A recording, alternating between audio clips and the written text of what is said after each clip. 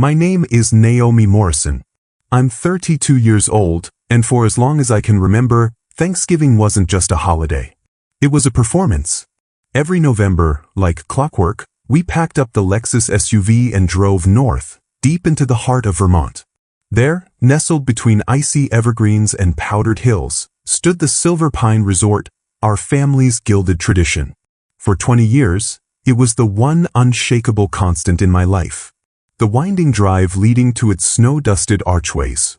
The warm scent of cedar and clove lingering in the lobby. The way my mother's voice echoed down the corridor, calling out room assignments like she was orchestrating a royal procession.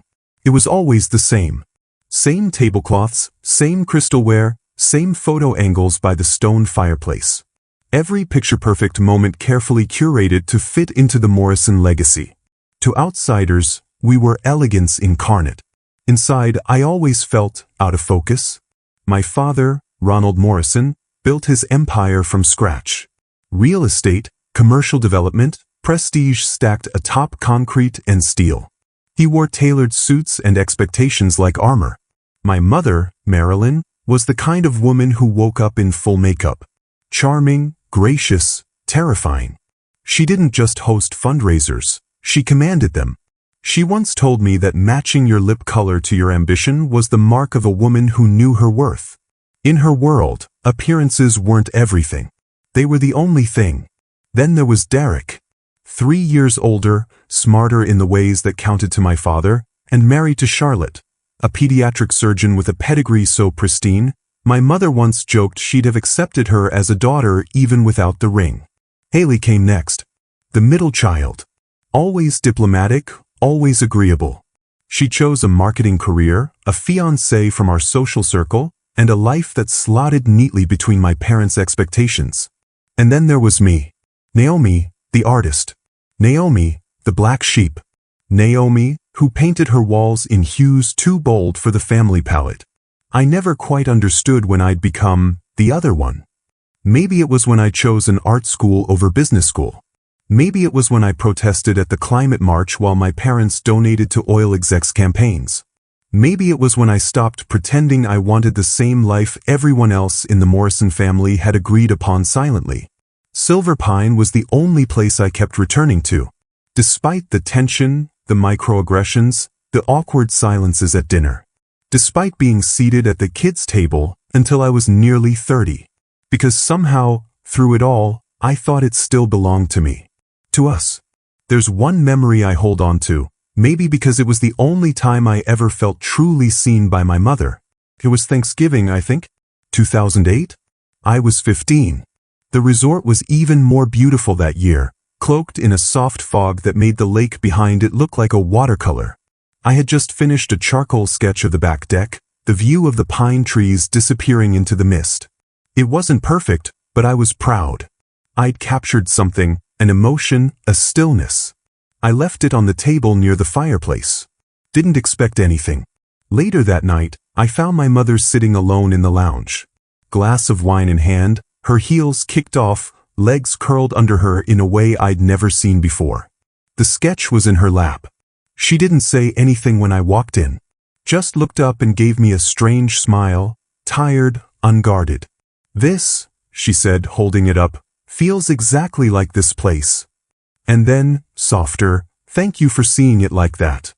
It was the only time I remember her complimenting my art without caveats. The only time she didn't follow it up with suggestions about what kind of clients might actually buy something like that. We didn't talk long. But for a moment, I wasn't just Naomi the disappointment. I was Naomi, the one who saw beauty where others posed for it. But as the years wore on, even that thread wore thin. The older I got, the clearer it became that I wasn't what they wanted. Every visit felt like a silent challenge to shrink, to fold myself into a smaller version, so I'd fit in the family frame again. "Naomi, what do you really do?" "Naomi, have you thought about a gallery in a better neighborhood?" "Naomi, maybe just wear something classic." Silver Pine became less about warmth and more about survival. A yearly pageant where I smiled too much, bit my tongue too often, and left with a stomach full of cranberry sauce and shame. Still I went, I kept hoping that something would shift. That maybe if I stayed long enough, showed up enough, smiled politely enough, I would finally be let back in. What I didn't understand back then is this. Sometimes, what you're longing to return to isn't home. It's just a place where you learned to disappear gracefully. Silver Pine wasn't my safe haven. It was my stage. And for 20 years, I played my part. Until the script changed. Until I met someone who didn't just applaud my performance, but saw the exhaustion underneath it. His name was Victor. And with him, I didn't have to pretend. But this part of the story doesn't start with Victor. It starts with that text. Last November, 3 days before Thanksgiving. 6 words from my mother. You're not welcome here anymore. No explanation. No call. No chance. It was the final unspoken rule made visible. The door shut. The truth laid bare. I was never truly one of them. Just an invited guest with a fragile pass. But that year, for the first time, I realized I had a choice. And that's when everything changed. The sun was barely up when I opened my eyes. The apartment was still. No sirens outside. No pots clattering in the kitchen. Victor was asleep beside me, his breath steady, one arm stretched across the sheets like an anchor. But I wasn't calm. I hadn't been calm in days. My mother's final message still lit up my phone screen like an accusation. You're not welcome here anymore. I'd read it at least 100 times. Trying to parse the tone. Trying to find softness between the words. There was none. It started 2 weeks earlier. Victor and I had decided to tell them in person. We were engaged. No flash mobs. No social media countdowns. Just him, me, a beach at sunset, and a quiet little ring that once belonged to his grandmother. I was so sure, naively sure, that this news would melt whatever frost remained between us. A proposal meant stability. Respectability. A clear plan. That's what they'd always said they wanted. Instead, it detonated the last shred of peace. The dinner where we broke the news felt like a slow-motion car crash. My father's fork paused midair when he saw the ring. My mother didn't even look me in the eyes. She just stared at Victor's hands, the ones she'd always deemed too rough, too blue-collar. You've only been together 8 months, she finally said, every word clipped and clinical. You and Dad got engaged after 6, I replied, knowing it was a trap. That was different, Dad snapped. Charlotte cleared her throat awkwardly. Derek whispered something to her. Haley, bless her, tried to smile, but it looked like a wince. They didn't even pretend to be happy for us. They went straight to logistics. How would we afford a house? What kind of school would our kids go to? Was Victor's schedule really compatible with a stable family life? At one point, Mom insinuated the proposal was rushed because I was, at that age. Victor sat quietly through most of it, unmoving, until my father asked, "And what, exactly, is your long-term ambition?" Victor looked him in the eyes. To keep your daughter happy. Supported. The pause. And maybe weld together a few more sculptures before I die. I reached for his hand under the table. My father reached for his wine. We left early. The street was cold. Victor's jaw was tight, but his voice was calm. Your parents don't hate me, he said. They just hate that I don't fit the box. I didn't answer. I couldn't. My throat felt like it had been wrapped in cotton.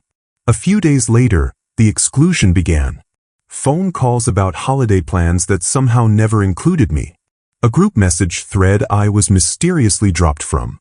Haley accidentally mentioning the cranberry relish she was bringing. Oh, right. Mom said you weren't sorry. Then came the voicemail. Aunt Judith's voice. Maybe it's for the best, honey. Your father needs this week to focus. You know how delicate his deals can be. Delicate deals? That's when it hit me. Thanksgiving wasn't just a family ritual. It was a stage. A carefully choreographed performance where Ronald Morrison wooed investors with pumpkin pie and polished smiles. Victor didn't just threaten their ideals. He threatened their brand. 3 days before Thanksgiving, I called my mother. I was ready to compromise. We don't have to stay in the main lodge, I said. Victor and I can get a separate cabin. Or come only for dessert. Or even visit the day after. There's no need, she said flatly. This year, We think it's best you take time to reflect. Reflect on what? Your choices. And just like that, I was uninvited from my own family's tradition. 20 years of history, erased. Because I chose someone they couldn't control. I spent that night on the living room floor. Victor found me there. Eyes puffy, phone still in my hand. He didn't say much. Just pulled me into his lap and let me cry. This isn't about you, I whispered. They've always been this way. I just kept pretending it would change. He held me tighter. Then maybe it's time they felt what change really means. That's when I remembered. 3 years ago, Dad had added me as a backup contact for the Silver Pine Reservation. He was stuck in a zoning dispute back then, delegated everything to me. The resort even sent me a bottle of Bordeaux and a handwritten thank you card. I dug through my email and found it. Naomi Morrison, authorized account contact, Silver Pine Resort, permanent Thanksgiving booking. My fingers trembled. I could still back out. Still be the good daughter. But something inside me had snapped. I wasn't just angry. I was awake. The next morning at 7:42 a.m., I called the resort. Miss Morrison, Mr. Whitford said warmly. Always a pleasure. Will your family be requiring additional amenities this year? No, I said. We'll be canceling the reservation. The pause. Just for this year? No. Permanently. He went quiet again. Then more gently. Are you absolutely sure? Yes, I said. This is a final decision. By noon, the fire had started. My phone exploded. Derek. Even Haley. What did you do? Call them back. Fix this. Do you even understand what this costs the family? You've lost your mind. I turned the phone face down. Victor poured me coffee. And for the first time in years, I felt a strange, unfamiliar thing. Relief. Later that evening, as the sunset turned our apartment walls gold, I found myself staring at an old photo. It was Thanksgiving, 2004. I was 11. Mom had tied a little apron around me and let me help arrange the cranberry garnish on the turkey platter. She smiled at me like I mattered. I don't think it was fake. I think it was hopeful. Maybe back then she thought I could be folded into the mold. I pressed the photo to my chest, then set it down. This wasn't about revenge. It was about ending the performance. Setting the stage on fire so no one else had to act on it again. Victor curled up next to me on the couch. You okay? I nodded. No regrets, he asked softly. Only that it took me this long. We sat in silence for a while. Then I whispered, next year, I want our Thanksgiving to look different. But colorful. Real. Victor smiled. I'll start prepping the empanadas now. The silence after the storm is never really silence. It's the breath you hold, waiting for the next impact. After I canceled the Silver Pine Reservation, I didn't hear anything for 37 minutes. Then everything came crashing in. The first call was from Dad. I didn't answer. His voicemail was tight and clipped, like someone struggling to control their breathing. Call the resort back immediately. Fix this. If not, legal consequences will follow. This is not a game, Naomi. Not a game. Because this wasn't just a reservation. It was control. It was power. It was the stage he stood on to prove who he was. Then came 5 missed calls. A flood of texts that read less like concern and more like accusations. How could you do this to us? To the entire family? We've hosted Thanksgiving there for 23 years. The Whitmores and the Clarks were expecting to join us. What am I supposed to tell them? That your daughter finally chose herself. That for once, she decided not to shrink into the family portrait. Then Derek. My big brother. 3 texts, increasing in volume. Tell me this is a joke. Dad is apoplectic. Fix this now. And then a voicemail. He'd clearly been drinking. You don't get what you've done. This isn't just about dinner, Naomi. You've cost Dad deals. Real ones. People flew in for this week. Silver Pine is where shit gets signed. And now it's gone. There was. The truth. This wasn't about cranberry sauce or family values. Silver Pine wasn't a holiday. It was a business summit disguised as togetherness. I didn't respond. to any of them. Victor and I turned off our phones, ordered in Thai food, and watched old reruns with the volume low. He could sense I wasn't okay. But he also knew I needed space. "You can crumble," he said quietly, handing me a blanket. "But you don't have to break." I didn't say anything. I just pulled the blanket tighter. The next morning, a delivery man showed up at our door. 15 pizzas. None of which we'd ordered. The day after that, 8 orders of Chinese food. Then, magazine subscriptions I didn't request. Parenting. Prize. And one that made me laugh bitterly, Conservative Quarterly. My family had declared war. And they were doing it with petty precision. 2 days later, Victor called me from the firehouse during his break. His voice was steady but low. "Your father showed up here." I froze. He asked for a private conversation. Said he had a proposal. What kind of proposal? He offered me $100,000 to disappear. My breath caught. He tried to buy you off? Victor sighed. He said it was to support my art. Help me pursue opportunities elsewhere. As in, far away from you. I sat on the edge of our bed, numb. And what did you say? I said I wasn't for sale. And neither was your future. That night, I cried again. Not because I was sad, but because I was furious. Furious that my love was seen as a liability. That I was reduced to a deal, a disruption, a disappointment. Victor wrapped his arms around me like armor. "I've faced fire hotter than this," he whispered. "And I've never backed out of a rescue." But the betrayal wasn't done yet. Later that week, I received a certified letter from my father's attorney, claiming I had misrepresented my authority on the Silver Pine account, that the cancellation was fraudulent, that if I didn't reinstate the reservation, I would face legal action. Victor's friend, a lawyer, read through it. "It's mostly noise," he assured me. "You were legally authorized. This is intimidation." Still, my hands trembled holding that letter. My own father was threatening me, publicly, legally. And then came the final twist. Haley called. She was the only one who hadn't joined the attack. We met at a small cafe on Marlborough Street. She looked thinner, eyes tired, voice softer than usual. "I'm sorry," she began, "for not speaking up sooner." I nodded, not ready to forgive, but willing to listen. "There's something you need to know," she said, stirring her untouched latte. "Dad's company, it's not doing well." "What do you mean?"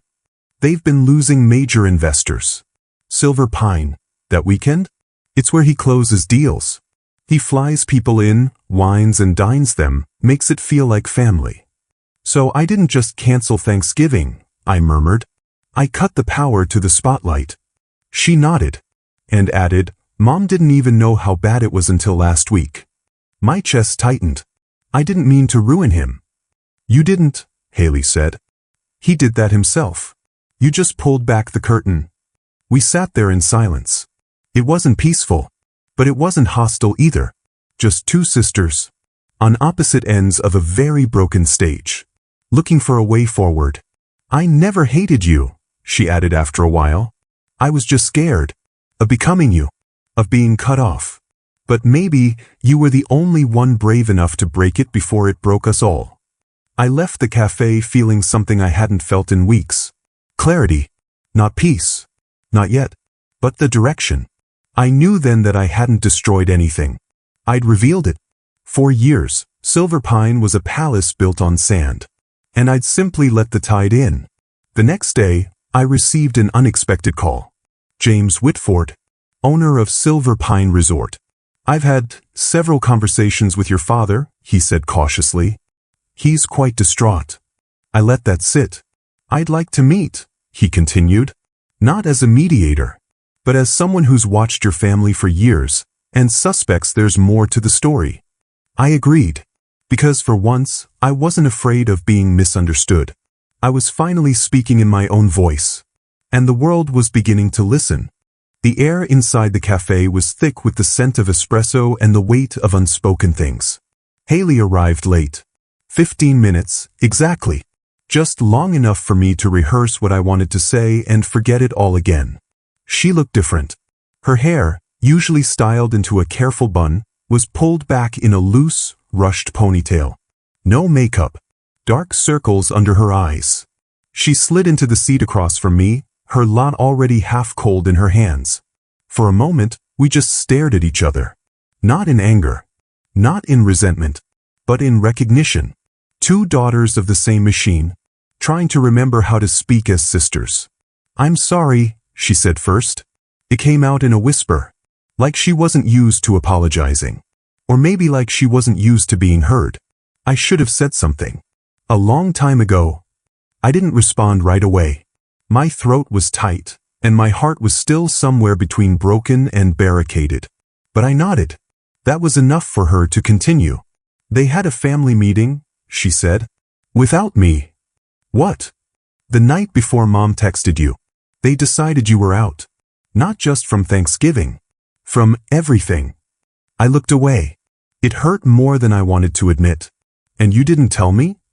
"I wanted to," she whispered. "But Derek made it clear, you're either with us or with Naomi." She rubbed her eyes. And I was scared of what it would cost to be on your side. There was the Morrison family currency. Compliance. Silence. Allegiance. You could be loved, so long as you didn't rock the boat. "I started getting panic attacks last year," she continued. "During meetings, dinners, even at home. Thought I was just stressed." She let out a bitter laugh. "But it was the pressure. The pretending. The way everything in our lives had to look like a magazine ad. Bradley and I aren't even sleeping in the same room anymore." I blinked. She had never admitted anything like that before. "I thought you were happy." "I was performing," she said. "Just like you used to." A long pause. Then she looked at me. Straight into me. "Naomi, you were right to cancel Silver Pine." I hadn't expected that. Not from her. Not after everything. "You blew it all up," she said. "But maybe that's what needed to happen. So we could stop pretending we were ever a real family in that place." We sat there for a while longer, both too full of everything to speak. When we stood to leave, she squeezed my hand. And for the first time in years, it felt like we were on the same side. 2 days later, the meeting happened. A private room at the Four Seasons. Neutral ground. White tablecloths. Tension thick enough to choke on. Mr. Whitford from Silver Pine sat at the head of the table, flanked by folders, trying to look neutral. But his eyes kept flicking between us like he regretted agreeing to host. To his left, Mom, Dad, and Derek. All dressed like they were going to court. To his right, Haley, me, and Victor. Victor in a black button-down. Calm, unreadable. The only man in the room who didn't seem interested in winning. "We appreciate you coming," Mr. Whitford began. "There's clearly been a misunderstanding, and I believe a conversation is better than further escalation." Dad jumped in before anyone else could speak. "There's no misunderstanding. Naomi canceled something she had no business touching." "I was an authorized contact," I said calmly. "That was for emergencies," he snapped. "Not sabotage." "It wasn't sabotage," I replied. "It was a response." "To what?" Mom said sharply. "Our generosity? Our support? Our traditions?" To being told I was no longer welcome. Victor leaned forward. "I believe the exact words were, 'You're not welcome here anymore,'" he said quietly. "That seems unambiguous." Derek scoffed. "This doesn't concern you." Victor looked him in the eye. "Actually it does. Because you made it about me." Silence. Thick. Awkward. Mr. Whitford looked like he wanted to disappear into the carpet. Then Haley spoke. For the first time in the meeting. For the first time in front of our parents, ever. She raised her voice. "I think we should all stop pretending this was about Thanksgiving." All heads turned. This was about control. About image. About how everything in our family has to look perfect from the outside even if it's crumbling inside. Dad opened his mouth. She held up a hand. "I'm not done. You say you're hurt, but Naomi's been hurt for years. So have I.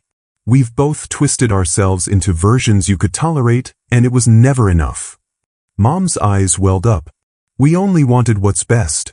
"No," Haley interrupted. "You wanted what looked best. Then came the unraveling. The secrets. The deals made at Silver Pine. The tax write-offs. The scripts rehearsed in private so they could be performed at dinner. Derek looked stunned. Mom went quiet. Dad's face went blank. But I watched his hands. Shaking. Just slightly. And I realized he wasn't angry. He was afraid. Afraid the mask was cracking. Afraid that the illusion he'd built was collapsing. I took a breath. I'm not coming back, I said. Not to what it was. Not to performance. But if you want something real, I'm here. Victor took my hand. Haley nodded. Across the table, my father looked at me. Really looked at me. For the first time in maybe ever. And said softly, "You're stubborn. Just like me." I smiled. No. I'm free. That's different. The meeting didn't end in hugs. There were no group photos. No forgiveness offered or requested. But something shifted. The power. The truth. The rules. And maybe that was the beginning of something new. Not a return to family. But a redefinition of it. Not peace. But honesty. And from there, maybe something better could grow. The oven buzzed. Victor leaned against the counter, sleeves rolled up, a streak of flour across his cheek. "Should we call it rustic, if it burns a little?" he asked, grinning. I laughed, really laughed, for the first time in what felt like months. "No one's here for the presentation," I said, pulling a dish towel over my shoulder. "They're here for the mess. The laughter. The food that doesn't match the plates." It was our first Thanksgiving. Not the kind you inherited. The kind you choose. No fireplace with carved mahogany mantels. No assigned seating or imported linen napkins. Just a cramped apartment that smelled like cumin and garlic and ginger and sage. A table made of 2 pushed-together folding tables. And chairs borrowed from neighbors. A mix of paper plates and chipped ceramic. The living room had been transformed. String lights along the curtain rod. A paper turkey Victor's niece made taped to the fridge. And a record player softly spinning Otis Redding in the background. And it was perfect. Guests began arriving just after 4. Victor's sister Maria, her husband Diego, and their twin boys brought homemade empanadas and stories from the Bronx. Mrs. Castillo from downstairs knocked with a flan in one hand and a bottle of red wine in the other. She'd insisted on helping with cleanup later. She always did. My colleague from the gallery, Jordan, arrived late, arms full of vegetarian stuffing and his boyfriend's homemade cornbread. Then came the unexpected knock. I opened the door and froze. Haley, holding a pie, her eyes searching mine. "Pumpkin," she said, voice soft. "I made it from scratch. You always said the store-bought ones tasted like regret." I stepped aside. She walked in. And just like that, it felt like a circle had closed. Dinner wasn't elegant. The turkey was slightly overcooked. Victor's cousin forgot to bring the rolls. Someone spilled cranberry sauce on the couch. But there was something magical about it. No one cared about appearances. Only presence. No phones on the table. No staged conversations. Just real people, eating real food, in a space that welcomed all of them. After dinner, as the guests shifted into casual groups, some on the couch, others helping in the kitchen, I slipped out to the balcony. The November air was crisp. Boston's skyline glittered in the distance. Haley joined me a moment later, pulling her coat tighter. "I didn't think you'd come," I admitted. "I almost didn't," she replied. But then I realized, this is the first Thanksgiving I wanted to be at. I looked at her, surprised. She smiled. No schedule. No checklist. Just people who like each other. She leaned her head against my shoulder. "I postponed the wedding," she said quietly. "I haven't told Mom and Dad yet. Bradley and we've been pretending for too long." I didn't say anything. I just reached over and squeezed her hand. Inside, Victor stood near the sink, laughing with Jordan. Mrs. Castillo was showing Maria how to fold napkins into flowers. One of the twins had fallen asleep under the table, holding a piece of pie. And in the middle of it all, no longer observers of someone else's story, but writers of our own. Later, as we were packing leftovers into mismatched containers, the doorbell rang again. Victor and I exchanged a glance. More empanadas? I asked. He shrugged and opened the door. I couldn't see who it was from the kitchen, only the silence that followed. Then Victor turned and motioned gently. It's your parents. I stepped into the hallway. They looked different. Not older. Not weaker. Just human. Mom held a pie dish in trembling hands. Dad had a bottle of wine tucked awkwardly under his arm. We were just going to drop these off, Mom said quickly. We don't want to intrude. My heart did that strange, tight thing again. That pull between history and hope. You're not intruding, I said. There's food. And paper plates. And people who'd like to meet you. They exchanged a glance. A silent conversation in one blink. Then Dad stepped forward. We'd like to stay. If it's okay. We pulled in 2 extra chairs. Victor poured them wine. Haley quietly set out 2 more forks. The conversation wasn't smooth. There were pauses. False starts. Topics quickly changed. But Mom complimented the stuffing. Dad told a story about meeting Victor's fire captain at a city event.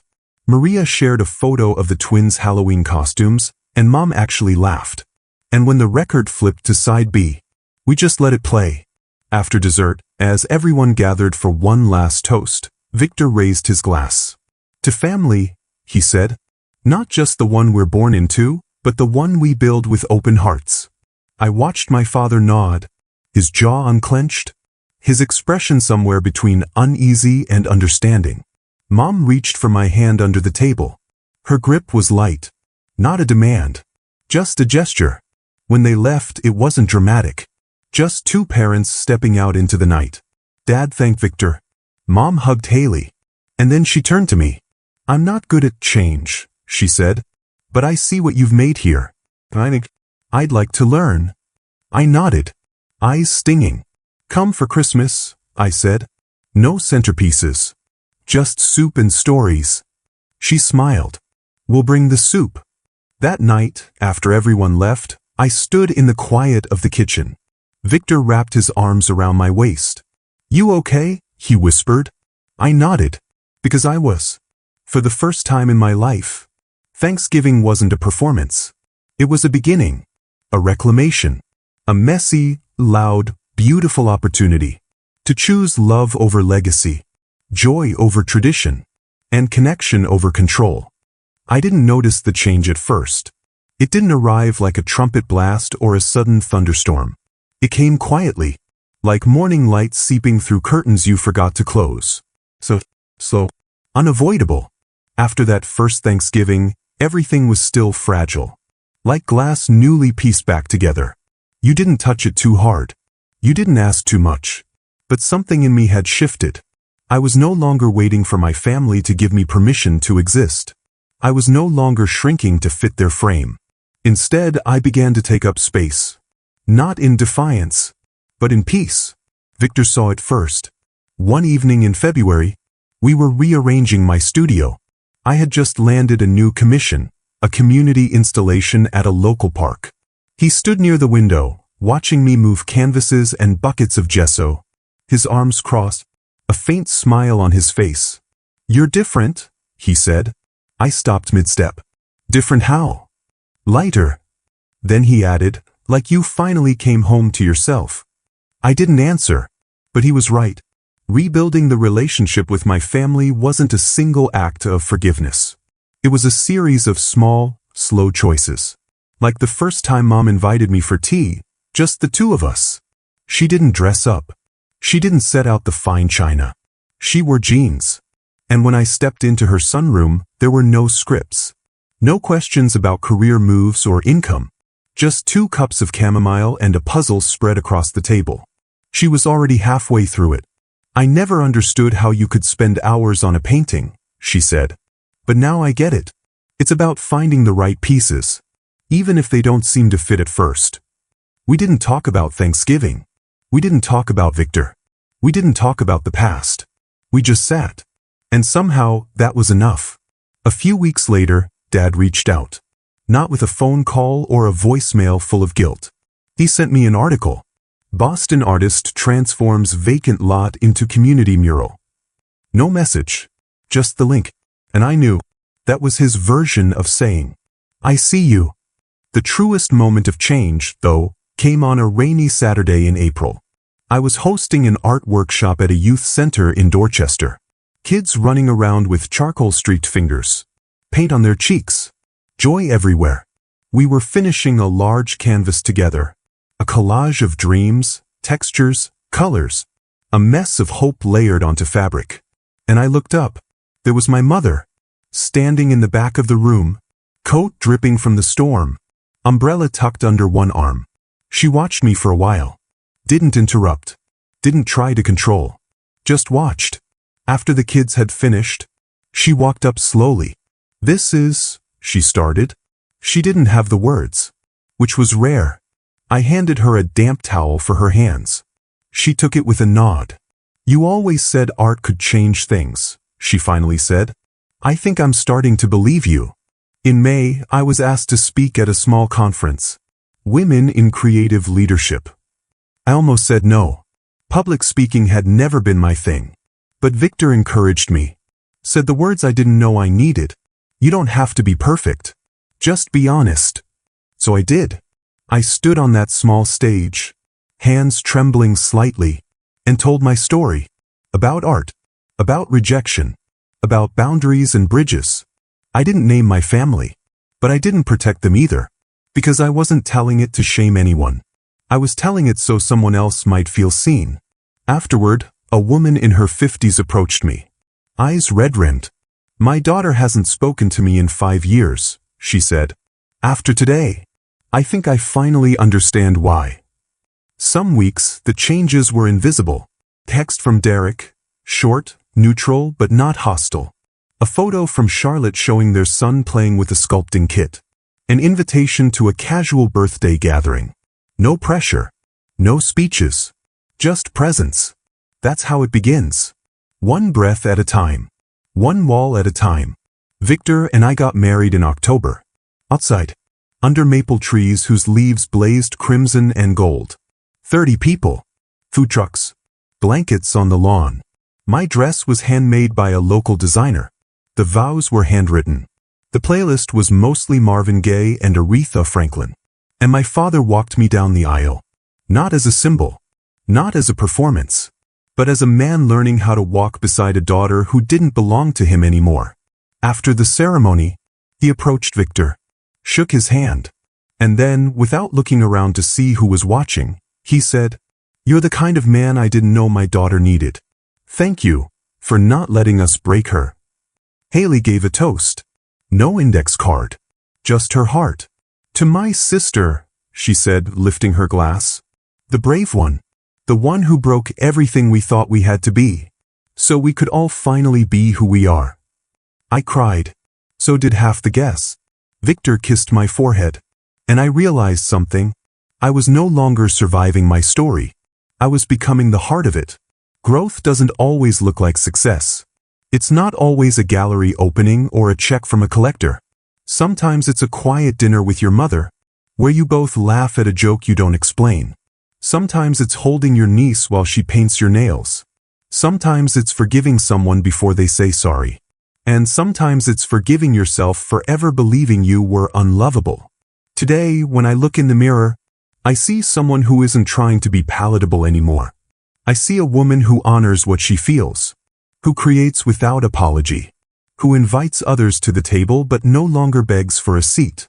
I don't want to be the perfect daughter anymore. I want to be the honest one. The one who knows that real love, is built on respect, not resemblance. And that sometimes, you have to burn the stage, to finally take center. The morning of Thanksgiving arrived wrapped in a soft gray sky. The kind of day that invited comfort, thick socks, the smell of roasted garlic, the gentle hum of music playing from a Bluetooth speaker tucked between cookbooks and half-used spices. Our tiny apartment kitchen was chaos. Victor was elbows deep in turkey marinade. The oven timer kept blinking an error message. And the coffee machine had decided it would only work if you whispered encouragements to it. But everything felt just right. For the first time in my adult life, Thanksgiving didn't feel like a test. It felt like a table, wide open, waiting to be filled. I had spent years thinking the holidays needed crystal glasses, coordinated linens, and guest lists designed for status. But today we had mismatched chairs, a fold-out table with a slight wobble, and more food than the counter could hold. The centerpiece was a bouquet of sunflowers Victor picked up at the corner market. The napkins were paper, the wine was boxed, and the love was real. Our guest list was a patchwork of chosen family. Victor's sister Maria came with her husband Diego and their twin boys, who were already arguing over who got the last spoonful of mashed potatoes. My gallery friend Jordan arrived with a giant bowl of kale salad that no one touched but everyone complimented. Mrs. Castillo from downstairs brought her flan, as always, and insisted on hand-washing every dish. Even Haley showed up early, carrying a pie she'd made herself, and a calm in her eyes I hadn't seen since childhood. She hugged me at the door. No apology, no explanation, just presence, which honestly was enough. But the surprise came at 4:12 p.m., just as Victor was carving the turkey and the twins were sneaking olives from the table. A knock on the door. I wasn't expecting anyone else. Victor looked at me. I shrugged, opened the door, and there they were, my parents, holding a store-bought pie and a bottle of wine, dressed more casually than I'd ever seen them on a holiday. No pearls, no pocket squares, just tired eyes and something uncertain in their posture. We thought we'd stop by, Dad said. If that's all right. I didn't speak for a moment, because how do you welcome people back into a world they once exiled you from? But then Victor came behind me, said gently, "There's plenty of room." And just like that, we made room. I pulled 2 extra chairs from the bedroom. Victor poured wine. Haley slid over and made space. No grand speech. No dramatic music. Just forks, chatter, the clink of glasses, and the quiet miracle of a shared meal. The evening unfolded in slow, warm waves. My dad listened to Diego explain his latest home renovation. My mom and Mrs. Castillo discovered they shared a passion for crossword puzzles.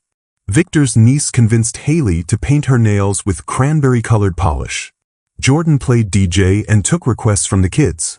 And I sat in the middle of it all, watching a room filled with people who, despite history, ego, scars, chose to be here, chose connection. There was a moment just after dessert, when my father stood beside the window, a paper plate in hand, watching the twins chase each other around our cluttered living room. I walked over quietly. He glanced at me, then looked away. "I didn't understand it," he said, voice low. "This version of you. This life you built." I said nothing, just let him have his words. "But now, I think I see it." He turned to me. "You're not what I pictured, but you're more grounded." It wasn't an apology, but it was something close. And maybe that was enough. Later, Mom helped me pack up leftovers. She insisted on wrapping each dish with care, labeling the containers. At one point she paused, her hands in the middle of folding foil. "I used to think success looked like country clubs and perfect dinners," she said quietly. "But watching you tonight..." She looked at me. "You made something beautiful here. And I didn't know I needed to see that." Tears burned behind my eyes. But I kept breathing, kept rapping, because love sometimes sounds like that. So, unpolished. When everyone finally left, Victor and I stood in the doorway, shoulders touching. The room was a mess. Crumbs everywhere, napkins abandoned like fallen leaves, laughter still hanging in the air. We looked around. "This," he whispered, "is the most beautiful thing I've ever helped make." I nodded, because it was. It wasn't the Thanksgiving I grew up with. It was louder, messy, too warm in the living room. The turkey was dry. The cranberry sauce was from a can. The wine was mediocre at best. But the conversations were honest. The hugs were real. And the grace in that room was palpable. Sometimes family is something you rebuild from the pieces. Sometimes the ones who broke you come back with glue instead of more hammers. And sometimes the life you thought you'd lost turns out to be the life you were always meant to build. That night, just before bed, I lit a candle and stood by the window, watching the city hum below. Victor walked up behind me, wrapped his arms around my waist. "What are you thinking?" he asked. I leaned into him. That I used to think being accepted by them would fix me. And now I know I was never broken. I just needed to stop asking for permission to be whole. And maybe that's the true meaning of Thanksgiving. Not gratitude for what fits, but grace for what's found, when you finally step into the life that fits you. It was the evening of my 33rd birthday when it truly hit me. I stood at the window, staring out at the city lights that seemed to pulse and flicker in the distance. The world was quiet, a stillness settling in after months of unrelenting chaos. The apartment, which had once felt too small, now felt like a home. A real home. Victor's soft voice called out from the kitchen, where he was washing dishes, another rare and wonderful shift in our dynamic. He wasn't just helping because it was his turn. He was doing it because he wanted to. "Naomi," he said, his voice warm but hesitant, "are you okay?" I blinked, a little startled, before turning to him. "Yeah, I'm fine." But it wasn't until I said it aloud that I realized I was okay. I wasn't just saying the words out of habit. I wasn't pushing down any feelings of anger or resentment that had been tangled in my chest for so long. For the first time, I was speaking truth, and I knew it. I had learned to stop holding on to the idea that family, love, and acceptance had to look a certain way. I had stopped clinging to the idea that everything must be perfect, that there were clear boundaries between what was acceptable and what wasn't. And that shift, no matter how quiet or subtle it felt, had changed everything. A year ago, I would have told you that family loyalty was about maintaining appearances, about enduring through the pain for the sake of tradition. I would have told you that if you wanted to be truly loved, truly accepted, you had to fit into a mold. I would have told you that love meant sacrifice, and sacrifice meant silence. I thought that burning a bridge meant cutting off the people you loved forever, that it meant destruction, abandonment, and leaving everything behind. I thought it was the ultimate form of rejection. But I was wrong. It started with Silver Pine. When I called the resort and canceled our reservation, I didn't know what I was truly doing. At the time, it felt like an act of defiance, a final retaliation against the years of subtle slights, the way I was never fully embraced by my family. But looking back now, it was the first step toward setting boundaries that would protect who I truly was. It was an act of self-respect. I'd spent my life shrinking for them, adapting my words, my actions, my career, to fit into their idea of who I was supposed to be. I convinced myself that if I just stayed quiet enough, if I kept my opinions to myself, if I just played the role they gave me, I could be loved. But love, true love, doesn't come from obedience. It doesn't come from conforming. It doesn't come from trying to earn a place at the table. Love comes from acceptance, from seeing the person for who they truly are. And that's what I wanted more than anything. I didn't realize it at the time, but canceling the reservation wasn't the end. It was the beginning of the process that would finally untangle me from the weight of expectation. It was the moment I started to free myself from a family dynamic built on conditional love. I thought I was burning a bridge that could never be repaired. But in the process, I made room for a new kind of relationship. One that wasn't bound by duty or obligation, but by truth and mutual respect. As time passed, my family began to shift. They weren't perfect, but they started to show up in ways I hadn't expected. There were the small gestures. Mom, who had once critiqued every decision I made, now asked how my latest project was going, and actually listened to my answer. Dad, who had always distanced himself emotionally, quietly asked if I'd like him to come help hang a painting in the living room. And Haley, my sister, who had always hidden behind the wall of family loyalty, began to speak openly about her own struggles. She finally admitted that she was tired of pretending to be someone she wasn't. I didn't expect these changes to happen overnight. I didn't expect them to say, "I'm sorry," or even fully understand why I did what I did. But what mattered was that they were trying. They were beginning to understand that love, true, unfiltered love, wasn't about control. The real turning point came when we sat down together that Christmas. It wasn't a grand event. There was no Silver Pine grandeur, no elegant table settings or carefully curated guest lists. It was just us, the five of us, together in a room that had seen so many years of tension, resentment, and unspoken things. We didn't talk about Thanksgiving or Silver Pine or the years of silence that had separated us. Instead, we simply enjoyed each other's company. We laughed. We shared stories. We acknowledged the painful things without trying to fix them. And for the first time in my life, I didn't feel like I had to shrink, pretend, or hold my breath. I simply belonged. It was then, in the midst of a room full of family and friends who finally saw me, that I realized something profound. Burning a bridge isn't always about destruction. Sometimes, it's about clearing away the rubble of a past that no longer serves you, so that you can build something stronger. That night, as I looked around the room, at my parents, at Haley, at Victor, at our friends, I felt a peace I hadn't known before. The path I had taken wasn't perfect. There were scars. There were mistakes. But I was finally walking a road that felt true. I understood then that family doesn't have to be a place of control. It doesn't have to be a place of constant measuring up or checking boxes. Family, at its core, should be a place of unconditional acceptance, of learning to love not just what we share, but what makes us different. As the evening wore on, and the last of the guests left, Victor and I stood by the door, watching the snow fall softly outside. "You're different," he said, turning to me with that familiar, quiet smile. I raised an eyebrow, not fully understanding. "No," he said, shaking his head. "You're free. You're finally yourself." I felt a warmth spread through me.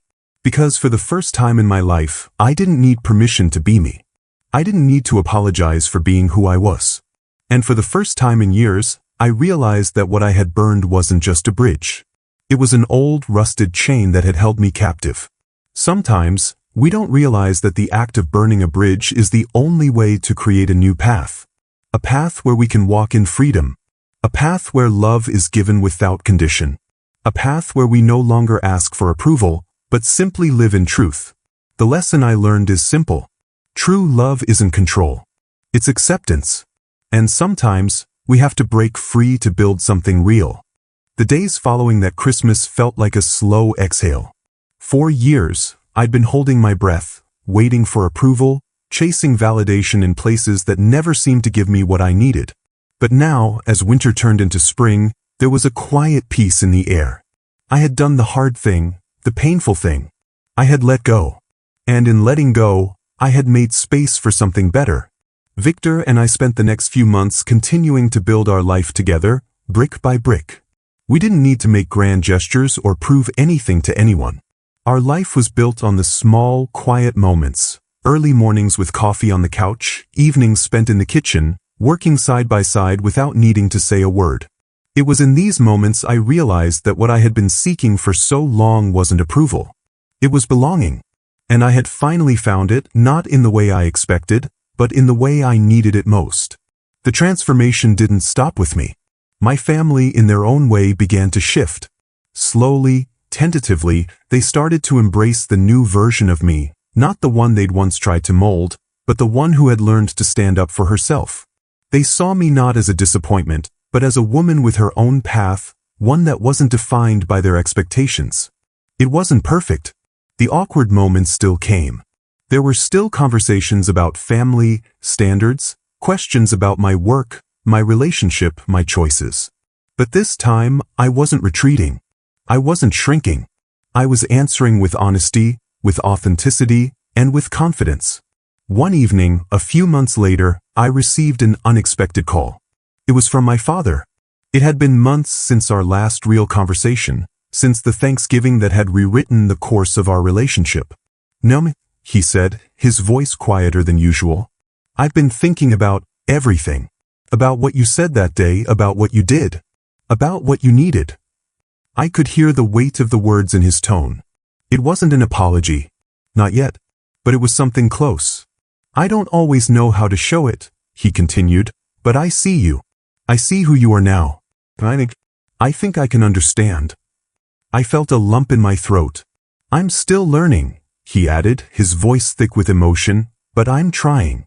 I sat there, holding the phone to my ear, my heart swelling. He didn't need to say more. The act of him reaching out, of him acknowledging my journey, was enough. It was the first step, his first step, toward accepting me for who I had become. The next few weeks were full of small changes. Haley, who had spent years quietly watching from the sidelines, began to open up more. She moved into her own apartment. She broke off her engagement to Bradley, the man she had been with out of obligation, not love. And one Sunday afternoon, she called me, her voice soft but resolute. "I'm finally doing it, Tommy," she said. "I'm living for me now. I'm not going to pretend anymore. I'm going to start working with the environmental policy group I've been dreaming about. And I'm going to learn to breathe." I couldn't help but smile, a warm feeling spreading through me. Haley had always been my quietest ally, the one who understood the struggle even when she couldn't voice it. Now, she was speaking her truth, the one she had hidden for so long. "I'm proud of you," I said, my voice catching. "I don't think I could have done it without you," she replied. In the months that followed, I began to see the effects of the bridge I had burned. I saw the cracks in the walls of my family's rigid expectations. But I also saw the seeds of something new growing in those cracks, something real, something raw, something full of potential. The change was slow, sometimes painful, but there was no turning back now. No more pretending, no more performing for love. Victor and I took a trip to the coast the following summer. It was our first vacation together, and the first time we'd left Boston for more than a weekend. We stayed in a small cabin by the beach, our days filled with long walks on the shore, quiet dinners, and endless conversations that spanned everything from the mundane to the deeply philosophical. One evening, as the sun dipped below the horizon, we sat on the sand, our feet buried in the cool sand, and just watched. The waves rolled in and out, steady and unyielding. "I never thought I'd be here," I said quietly, my voice carried by the ocean breeze. "I never thought I'd be this content." Victor smiled, reaching for my hand. "You've always been exactly where you needed to be, Naomi. You just had to learn to see it." I turned to him, my heart full of love and gratitude. He was right. I had spent so many years looking for approval from people who would never see me the way I needed to be seen. But I had learned to see myself. And that had made all the difference. When we returned, there was a sense of clarity in the air.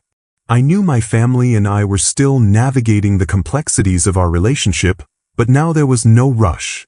There was no pressure to make it perfect. There was only the space to grow, to learn, to love in the way that felt real. The following Thanksgiving, we hosted dinner again, this time with just a few close friends and some of Victor's family. It wasn't extravagant. There was no ideal guest list, no towering centerpiece or perfectly roasted turkey. But it was ours. It was real. It was honest. And when I looked around the table that evening, I realized something profound. The bridge I thought I had burned had only opened a new path for all of us. Not just me, but everyone. And in that moment, I understood. Sometimes, we need to burn the bridges that hold us back, the ones built on expectations, control, and fear. Because in doing so, we make room for something much more powerful. Acceptance. Freedom. The chance to walk in truth without looking back. Life isn't about keeping every bridge intact, every connection unbroken.